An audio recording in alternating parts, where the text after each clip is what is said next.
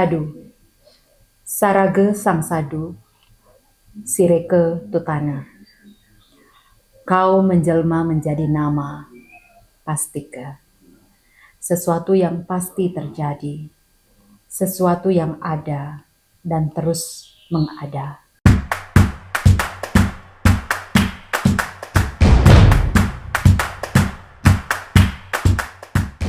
Selamat datang di podcast Sintaksis. Simak narasi tata karya eksis. Sebuah ruang di mana bahasa ditata dengan kesadaran dan sastra menemukan bentuknya. Teman-teman sekalian, pernah nggak sih kepikiran bahwa hidup kita ini penuh dengan bahasa? Mulai dari bangun tidur hingga tidur lagi, dari cara kita berbicara, menulis, dan bercerita, bahkan semua itu punya makna. Benar sekali. Nah, bahasa itu bukan hanya sekedar alat untuk berbicara ya teman-teman. Tapi bahasa itu juga sebagai sarana untuk kita memahami dunia ini, cara kita untuk menampilkan rasa, dan juga bagaimana cara kita untuk merawat pikiran kita dengan bahasa, teman-teman. Nah, bahasa ini juga bisa dituangkan dalam karya sastra berupa puisi, cerita, cerpen, dan lain sebagainya. Nah, di podcast kali ini kita akan berbincang tentang bahasa yang bukan hanya sebagai alat komunikasi, tetapi juga sebagai ruang ekspresi dan tentunya akan membuka pemikiran kita bersama. Nah, sebagai anak bahasa dan sastra Indonesia nih, aku punya kata-kata untuk hari ini. Wah, menarik sekali nih. Apa tuh? Tapi kamu nanti lanjutin ya. Ya. Oke. Di tengah kebun yang ceria, hembusan angin membawakan simfoni. Di sini kita berkumpul berbahagia. Perkenalkan, saya Handayani. Dan saya Nuryani. Di podcast kita kali ini telah hadir seorang penulis, akademisi, penggiat sastra, pendiri komunitas Mahima, sekaligus dosen bahasa Inggris di Universitas Pendidikan Ganesha. Mari kita sambut, inilah dia Ibu Dr. Kadek Sonia Piscayanti, SPD MPD. Terima kasih sudah datang. Iya, terima kasih juga Ibu sudah menerima kami hadir di podcast ini. Yes. Bagaimana kabarnya hari ini, Bu? Baik, sehat, bahagia. Ya. Sudah terlihat dari wajah Wajahnya Ibunya bersinar ya. ceria sekali. Ceria. Ya. Karena kami di sini juga sudah sangat bersemangat, Ibu, Ya. untuk mengulik lebih dalam lagi tentang bahasa dan sastra bersama Ibu tentunya. Dan pastinya untuk teman-teman Sintaksis dimanapun kalian berada dan sedang menonton video hari ini, pastinya informasi hari ini akan sangat berguna dan sangat bermanfaat bagi teman-teman. Iya, betul sekali. Oke, Astongkaro ya. Ya. Oke. Jadi di sini kita ngobrolnya santai aja, tidak terlalu formal banget gitu. Okay. Karena kami itu ingin mendengar cerita dan pengalaman Ibu tentang bahasa dan sastra yang menjadi perjalanan hidup. Siap. Dan ngomong-ngomong soal bahasa dan sastra ini, Bu, ya. Sejak kapan sih Ibu mulai tertarik dengan bahasa dan sastra gitu? Dan apakah mungkin Ibu mengenal sastra itu lewat cerita, menulis, atau mungkin dari pengalaman hidup yang pernah Ibu miliki? Oke. Jadi saya pertama kali jatuh cinta pada sastra itu sejak SD. Wow. Ya. Jadi dulu memang mata pelajaran favorit saya itu adalah bahasa Indonesia, salah satunya. Saya dari kecil itu memang menaruh rasa penasaran belajar bahasa. Karena guru bahasa Indonesia saya waktu itu adalah guru yang sangat baik, yang sangat suka bercerita, dan juga sekaligus mengarahkan saya untuk menerjuni dunia sastra di usia dini, yaitu melalui puisi. Puisi. Ya, jadi awalnya tuh di puisi karena saya tuh sering diminta untuk ikut lomba baca puisi. Sudah berprestasi dari SD. Jadi dari kelas 4 SD sudah sering sekali mengikuti lomba-lomba berbahasa, baik itu lomba baca puisi, lomba mengarang, terus lomba kalau dulu lomba murid berprestasi, siswa teladan. yang semuanya itu menggunakan bahasa. Ya, tapi awal kecintaannya memang dari puisi, karena dulu rutin ada lomba-lomba baca puisi tingkat SD. Iya. Iya, mungkin sampai sekarang juga ada. Iya. Nah, ibu guru saya itu melatih saya dengan sangat keras di lomba-lomba itu, sehingga jadilah saya tuh memiliki kecintaan terhadap puisi, disiplin berlatih puisi, kemudian suka menulis, suka membaca buku di perpustakaan. Karena saya merasa begitu saya menulis, saya menemukan diri saya yang lain gitu. Jadi waktu SD itu memang sudah punya diary-diary ya, yang setiap hari itu kita nulis cerita di situ. Kemudian ikut lomba mengarang ya, dapat juara. Kemudian berlanjut hingga SMP.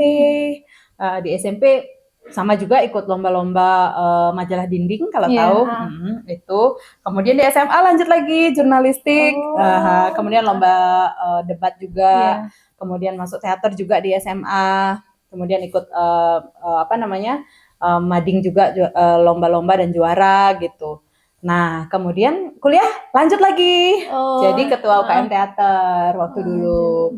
Kemudian ikut juga sama Wapres Nasional dengan membawakan karya ilmiah, jadi karya teater untuk basis pendidikan karakter gitu. Nah itu menang juga 15 besar nasional waktu itu. Nah kemudian jadi dosen, memilih bahasa Inggris, dan kemudian berlanjut sampai sekarang juga mengajar mata kuliah yang berhubungan dengan menulis gitu ya, seperti poetry, prose fiction, drama gitu. Terus menikah, punya komunitas, sekarang punya penerbit juga, punya media juga, lembaga bahasa juga. Waduh, keren sekali. Jadi dari kecil sekali sudah suka dengan bahasa. Sudah dari kecil sudah penuh prestasi dan berbakat sampai sekarang gitu.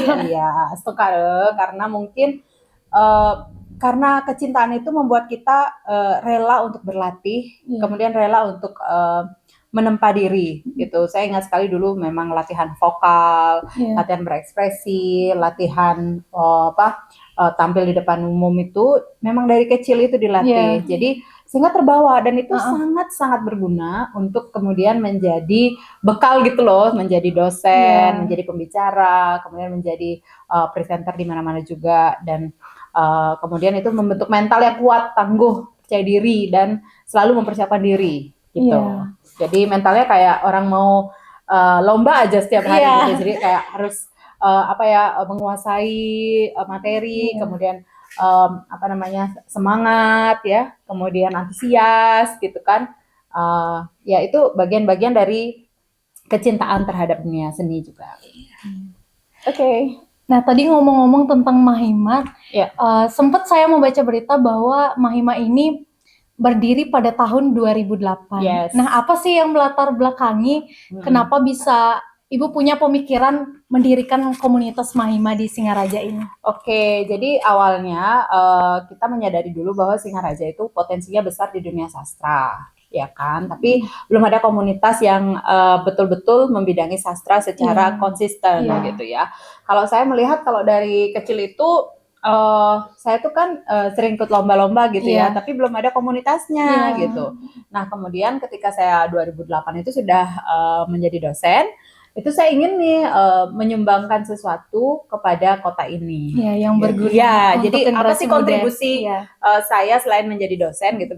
Dosen sendiri kan sudah kontribusi, tapi kemudian yang betul-betul bisa menghidupkan kota ini. Jadi terpikirlah kita bikin komunitas penulis. Nah, itulah komunitas Mahima lahir tahun 2008. Awalnya dari orang-orang sekitar aja dulu, mahasiswa saya, kemudian yang berminat terhadap sastra gitu. Tapi lama-kelamaan jadi berkembang. Ada yang membuat teater, ada yang membuat musikalisasi puisi, terus ada yang membuat buku, ada yang membuat film, ada yang membuat penerbitan. Kemudian kita makin beragam sampai kemudian membuat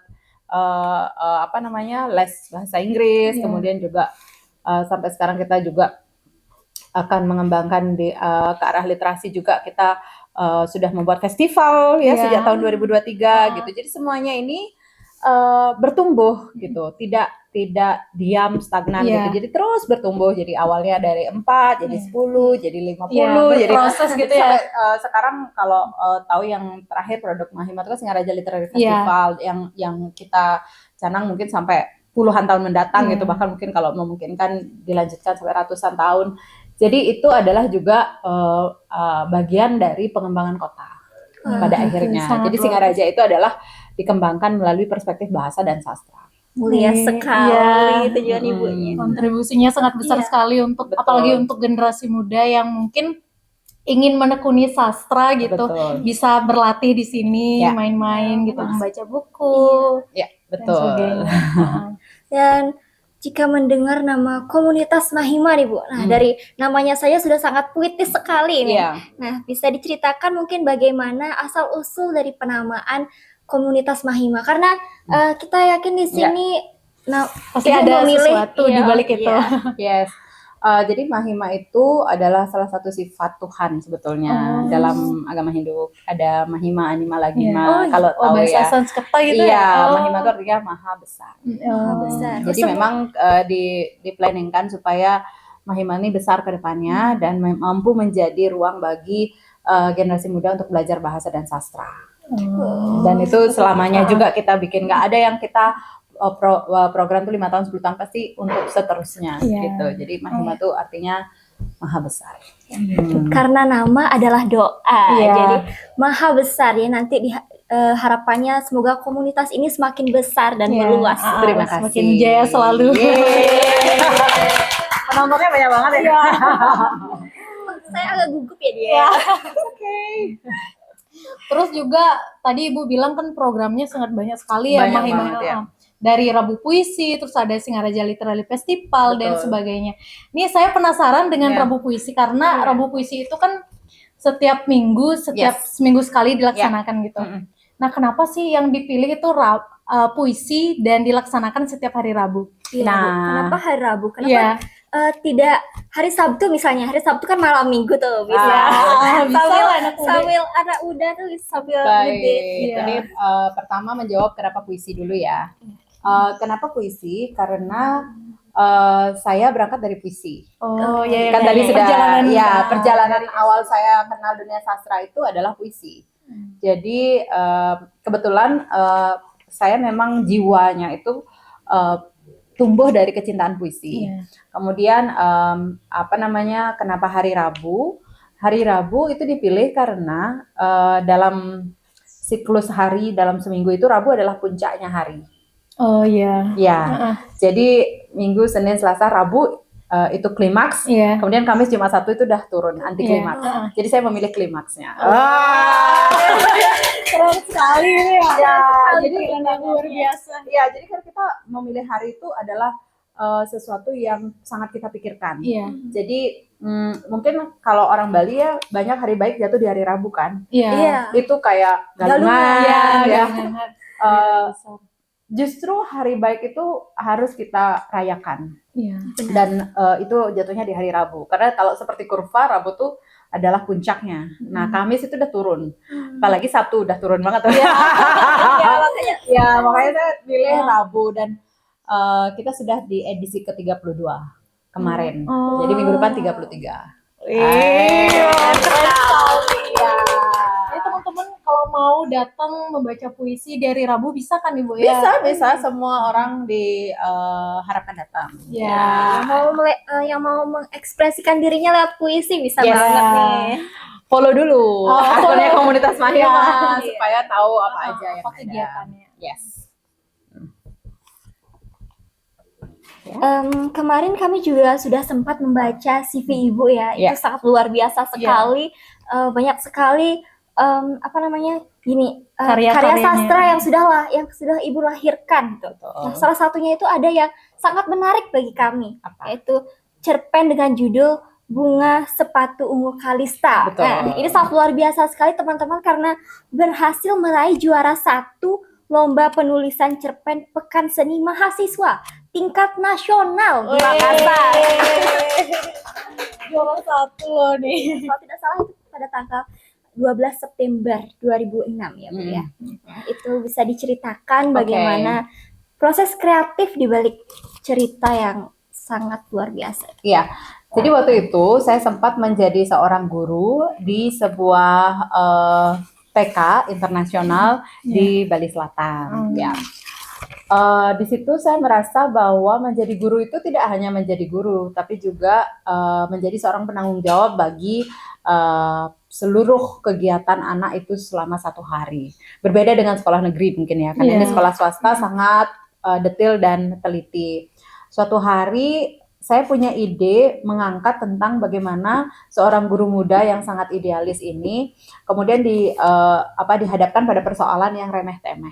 Katakanlah remeh-temeh, yaitu sebuah sepatu bunga ungu di sepatunya Kalista. Jadi nama tokohnya Kalista.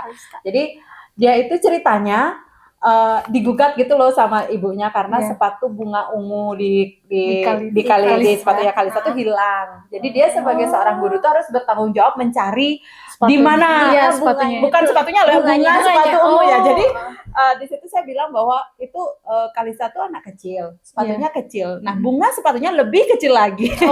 Dan mereka berlari-lari, anak-anak kan berlari-lari ya. Jadi entah di mana jatuhnya. Tapi orang tua murid itu sedemikian memberikan tanggung jawab kepada gurunya untuk agar si ornamen kecil itu kembali karena orang tuanya notabene kaya gitu ya, sepatunya dibeli di Cina gitu.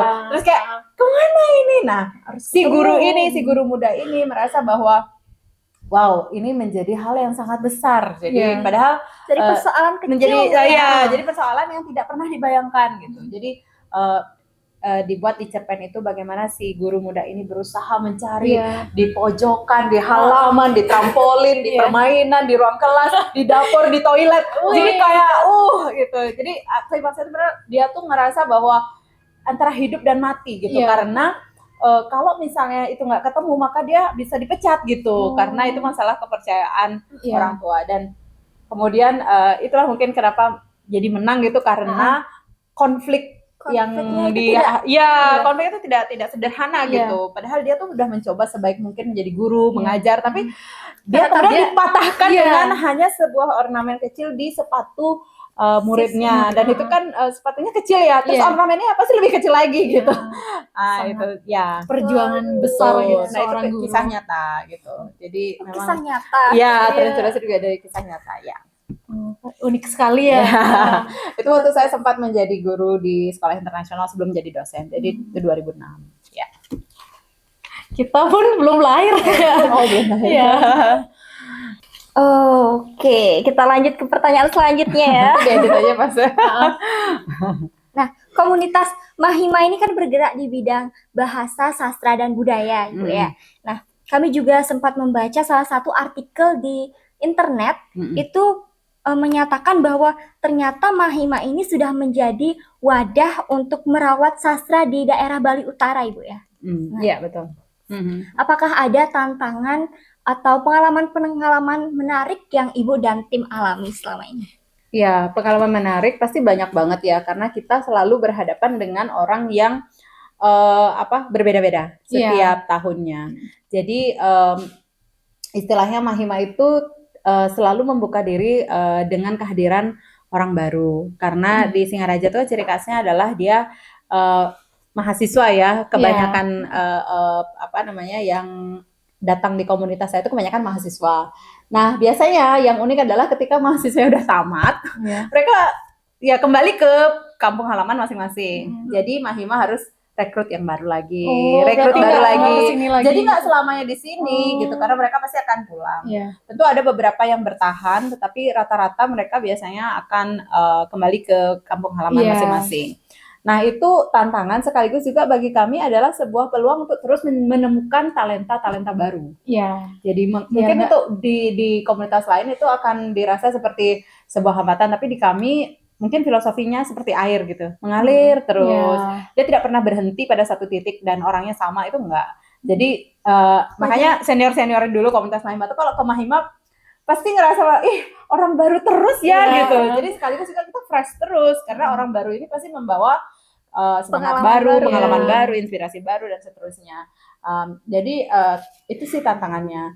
Tantangan yang kedua adalah cukup sulit juga mengajak orang-orang untuk lebih bergiat lagi di sastra sebetulnya. Karena mungkin kebanyakan orang sekarang lebih ke arah lain bukan sastra. Iya. Tapi bukan berarti itu membuat kami menyerah. Itu tetap menjadi sebuah semangat atau pacuan kami untuk terus berbuat lebih baik gitu sih. Justru itu bisa menjadi tujuan. Betul, tujuan ada untuk terus memberi semangat, memberi motivasi kepada yang belum kenal sastra. Karena biasanya gitu ya, wih puisi aku nggak ngerti puisi Iya, gitu. Jadi takut ke Mahima karena pasti kesannya kan buku, terus aktivitasnya tuh kan diskusi. Iya. Takutnya nggak bisa.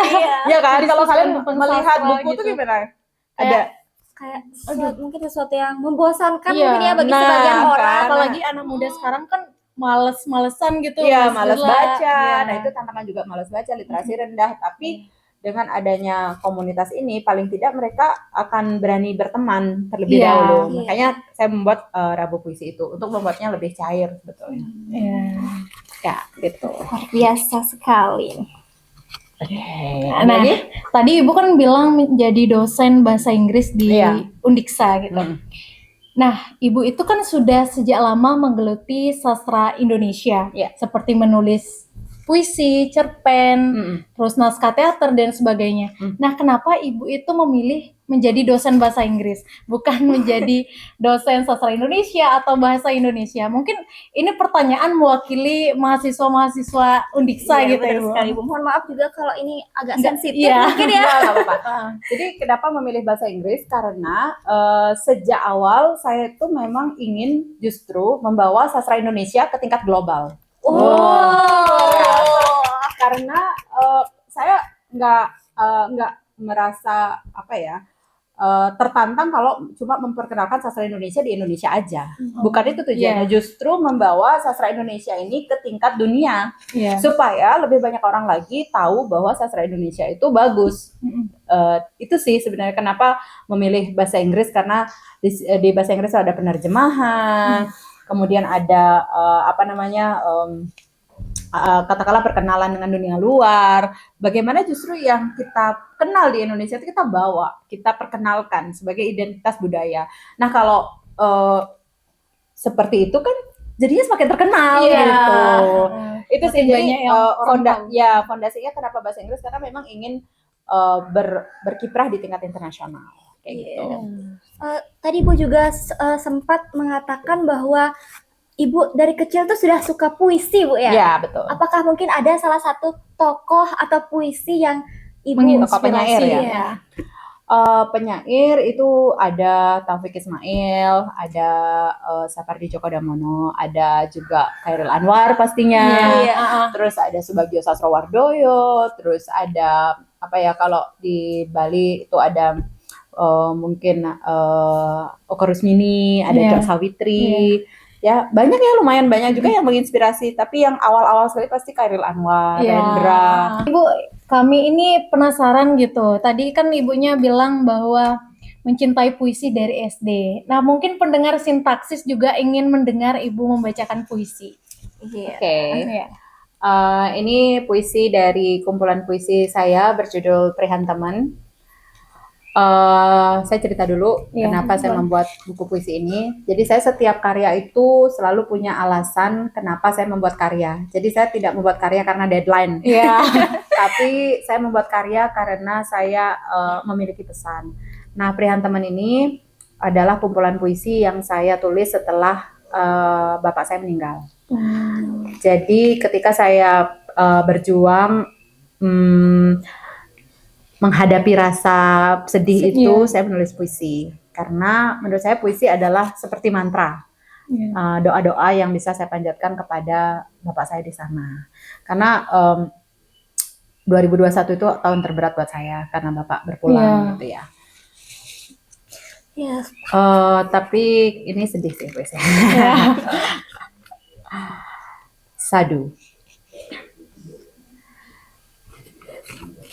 Sadu, sarage sang sadu, sireke tutana. Kau menjelma menjadi nama, Pastika. Sesuatu yang pasti terjadi, sesuatu yang ada dan terus mengada, meski tiada. Kaulah sang sadu yang senantiasa memandu, memberi rambu pada mereka yang punya ragu, seperti anak-anakmu. 1, 2, 3, angka tertinggi yang kau wujudkan, kekalahan yang kau menangkan, semua pertanda yang kau taklukkan, menjadi bekal karma bagi yang ada. Kau sang sadu, pergimu syahdu, adamu buat rindu. Tiada hari seduka minggu yang kau pilih sebagai hari terakhir. Tapi kau sang sadu, seperti namamu, sadu, sadu, sadu. Kau selalu ada seperti sang waktu. Sangat luar biasa, ya, menyentuh hati banget Ibu. Jadi waktu itu bapak saya pergi di hari Minggu. Hari Minggu itu biasanya hari yang sangat membahagiakan buat kami, karena dari kecil kami itu selalu meluangkan waktu untuk berkumpul di hari Minggu. Keluarga, ya, tapi hari itu dipilih untuk bapak pergi. Nah, jadi waktu itu saya sedih banget gitu. Makanya membuat buku ini untuk mencerna rasa sedih itu. Mencurahkan segala perasaan ke dalam puisi. Jadi memang kalau orang baca Prihantaman itu pasti terbawa bahwa ini adalah puisi kesedihan dan untuk mengapresiasi atau belajar menerima kematian gitu. Dan waktu itu saya menyesalnya tuh bagi saya tuh adalah kenapa orang tua saya itu tidak pernah mengajarkan cara menghadapi kehilangan. Karena siapapun tidak pernah siap. Iya, betul. Tapi menurut saya itu perlu disiapkan sih. Iya. Jadi setiap anak itu harus tahu bahwa suatu hari orang tuanya itu bakal ada gitu. Nah, itu yang saya sekarang ajari anak-anak saya supaya mereka bisa mandiri dan siap kalau suatu saat kita pergi. Jadi ya, dalam ya. Dalam buat atmosfer. Oke, kembali lagi. Oke, itu tadi sesi yang sangat mengharukan, sangat menyedihkan, dan Semangat. Ya. Dan ini pertanyaan terakhir nih Bu, setelah kita bersedih-sedih tadi. Kita cerita. Maaf ya, bukan berarti, tapi memang ini sedih banget sih. Ini pertanyaan terakhir Bu ya. Apakah mungkin ada hal yang ingin Ibu sampaikan kepada mahasiswa atau pendengar yang tertarik untuk mendalami bahasa dan sastra? Nah, terutama bagi penulis-penulis muda nih yang masih membara jiwa dan semangatnya. Dan mungkin ada juga harapan yang ingin Ibu sampaikan kepada komunitas Mahima ini ke depannya. Untuk siapapun yang sedang mendengar, untuk belajar bahasa dan sastra itu kamu harus menemukan satu hal penting sekali sebagai fondasi, yaitu temukan tujuan mengapa kamu belajar. Gitu. Jadi bagi saya, kalau kamu tidak menemukan tujuan untuk belajar, maka kamu tidak akan pernah berkembang. Kamu tidak tahu mau kemana. Sama dengan orang yang berjalan, kamu nggak punya tujuan, jadi nggak kemana-mana akhirnya. Nah, bahasa dan sastra itu sesungguhnya bisa membantumu menemukan tujuan, gitu ya. Jadi temukanlah tujuan itu dan mulailah menulis, ya, karena bahasa dan sastra itu adalah bekal selamanya. Bahkan itu adalah sebuah legacy atau warisan yang bisa kita tinggal setelah kita meninggal. Ya. Biar walaupun pencipta karya sastranya sudah tiada, tapi karya sastranya tetap berbicara. Dan untuk komunitas Mahima, saya ingin mengundang siapapun yang cinta terhadap bahasa dan sastra untuk bergabung ke komunitas Mahima, follow IG komunitas Mahima dan temukan tujuan di Mahima. Bukan jati dirimu. Karena bahasa dan sastra adalah identitas budaya bangsa. Jangan pernah tinggalkan bahasa dan sastra karena itulah yang membuat kita berbeda dari bangsa-bangsa yang lain. Kalau bukan kita, siapa lagi yang menjaga bahasa dan sastra? Hidup bahasa dan sastra. Hidup. Oke. Oke, Ibu terima kasih sudah meluangkan waktu untuk berbagi cerita dan pengalaman di podcast Sintaksis ini. Sama-sama, saya juga suka sekali. Iya, obrolan ini benar-benar membuka banyak sudut pandang tentang bahasa dan sastra dan kerja-kerja literasi yang selama ini mungkin jarang kita lihat dari dekat. Dan semoga semua cerita dan pengalaman yang sudah Ibu bagikan barusan itu bisa menjadi inspirasi bagi pendengar, khususnya mahasiswa dan penulis muda yang ingin menulis ataupun sedang belajar menulis karya sastra. Dan terima kasih juga kepada para pendengar setia Sintaksis sudah menonton video ini dari awal sampai akhir. Jangan lupa subscribe. Jangan lupa like, komen, dan subscribe mungkin ya. Oke, sebagai penutup ini Kami ada pantunnya ya. pantun ini. Yes. Jangan lupa nanti Bantu bilang catatnya ya. Oke. Pergi ke taman memetik bunga. Cakep. Pulangnya singgah membaca puisi. Cakep. Bahasa ditata, makna terjaga. Jadi kami pamit undur diri. Yeay, sampai jumpa.